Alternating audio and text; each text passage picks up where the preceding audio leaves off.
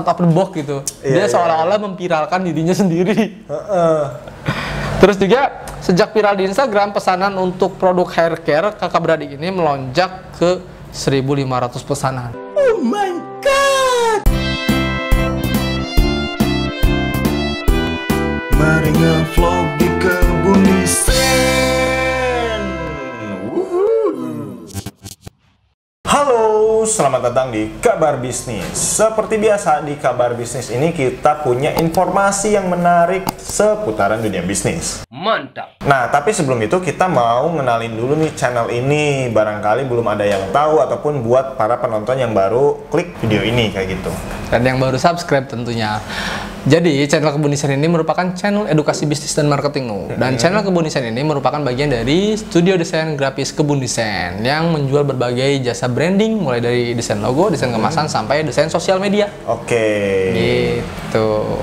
Nah, itu dia ya informasi tentang channel ini. Lanjut nih ke informasi yang bisa menginspirasi buat orang-orang yang sedang berbisnis ataupun buat orang-orang yang mau memulai bisnis. Ada informasi apa nih, Dek? Nah, ini ada informasi dari Detik Finance, no. Oke. Ini informasinya terkait dengan kakak beradik yang usaha. Oke. Headline-nya seperti ini, no. Top, kakak beradik kantongi ratusan juta dari bisnis hair care yang viral. Oke. Hair care ini baru nih ya. Di tengah pandemi COVID-19, bisnis Elis Khairunisa dan Nur Kholisa Dewi yang berjalan manis. Nice. Produk perawatan rambut mereka masih menghasilkan omset 200 juta per bulan gara-gara viral di Instagram. 200 juta per bulan. Gila juga sih ya kekuatan viral. Barusan kemarin kita bahas ya tentang guerrilla marketing kalau nggak salah. Marketing dan ada poin soal viral. Ini bener-bener nih 200 juta ini omset segede gini harus benar-benar dipersiapkan ya. Kalau produknya kosong gimana ya. Jadi stoknya juga harus disiapkan. Supply-nya dari mana? Wah, seru banget nih. Siap. Gara-gara viral di Instagram dia mendapatkan 200 juta dengan merek YP Logi. Kini pengiriman produk perawatan rambut mereka sudah sampai ke seluruh Indonesia hingga ke Taiwan. Wow, Taiwan. Produk yang mereka jual ramai dipesan melalui marketplace seperti Shopee, Tokopedia, di atas 1.000 pesanan. Wah, gila sih. Untuk marketplace sekarang di atas 100 pesanan. Bukan 1.000 pesanan tapi 100.000 pesanan, lu. What? Oh. Untuk marketplace sekarang di atas 100 pesanan, kalau omset saat ini 200 juta per bulan. Kata Elis saat berbincang di detik.com. Meski demikian, bisnis bersaudara ini dijalani tidak semudah membalikan telapak tangan. Sebelum akhirnya bisa memiliki produk hair care sendiri, mereka hanya menjual produk orang lain. Oh, sebelumnya jualan apa? Produk-produk orang lain. Iya, mungkin produk-produk apa perawatan, tapi brand-brand yang lain. Usaha itu dimulai pada akhir Juli 2020.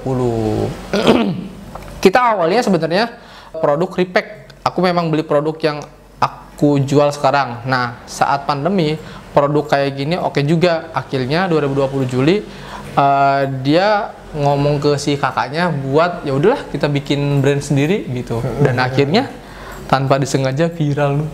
Mantep gak? Pada waktu itu modal yang dikeluarkan kakak beradik hanya 500.000.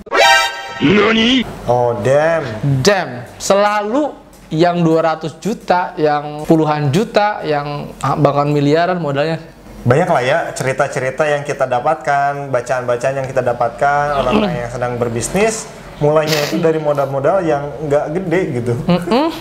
Saat itu pertama kali berjualan hanya dijual ke teman-teman dekat. Setelah itu mereka melakukan strategi pemasaran di Instagram. Waktu itu pertama kali booming karena paid promote di salah satu akun publik. Waktu itu juga TikTok lagi naik daun juga yang ngetren racun TikTok itu. Kita ikutan akhirnya bikin video seakan-akan viral di TikTok. Dia nge-share di Instagram seakan-akan video TikToknya viral. Beneran viral. Gokil juga tuh. Keren sih, out of the box gitu. Dia seolah-olah memviralkan dirinya sendiri. Terus juga sejak viral di Instagram, pesanan untuk produk hair care kakak beradik ini melonjak ke 1.500 pesanan. Oh my god. Saat itu bisnis yang dijalankan hanya berdua saja. Jadi diakui saat booming, Elis dan Dewi kewalahan untuk memenuhi pesanan tuh. Ini juga harus dipersiapkan nih ketika kamu booming atau viral, kamu udah siap belum nih sama produknya, ready atau enggak? Iya, jangan sampai nggak ready stock ya. Iya. Nanti pelanggan kecewa kayak Betul gitu. sekali. Karena kita terbatas modal, kewalahan, nggak punya karyawan, packing sampai jam 12, ketemu subuh, wow, tidur tuh nggak nyenyak mikirin pesanan, sampai akhirnya 500 pesanan nggak bisa kita proses ke cancel. Seriously, what the fuck are you doing? Itu ya, jadi harus dipikirkan juga ternyata kalau misalnya kita mau membuat sebuah produk, kita harus pikirkan segala resikonya. Jadi kan kalau misalnya kita pikirkan 200 juta itu gede kan ya? Iya. Otomatis kan 200 juta itu harus menyiapkan beberapa hair care. Iya. Harus udah siap vendornya, ya nggak? Iya. Supplier yang nyuplainya. Iya. Kalau customer udah siap lah, misalnya udah banyak karena udah mau udah banyak yang beli gitu, dan viral juga. Tapi kitanya siap gak nih untuk apa menangani apa namanya customer itu, kebutuhan customer gitu. Kebutuhan customer yang permintaannya tuh banyak gitu ya. Gila. Karena melihat pasar yang tinggi dengan produk perawatan rambut ini, kini Kakak Berani ini memutuskan untuk membuat. Nah, karena tadi banyaknya apa namanya permintaan dan akhirnya dia mengurus semua BPOM-nya gitu. Ini juga penting nih, jadi harus legal. Ya, kenapa? Karena nanti tiba-tiba kalau misalkan kita viral terus izin-izinnya nggak ada, terus ada apa namanya, ya ada dinas yang tahu, ada BPOM yang tahu, pas dilihat produknya nggak ada izinnya, Anda bisa kena pidana.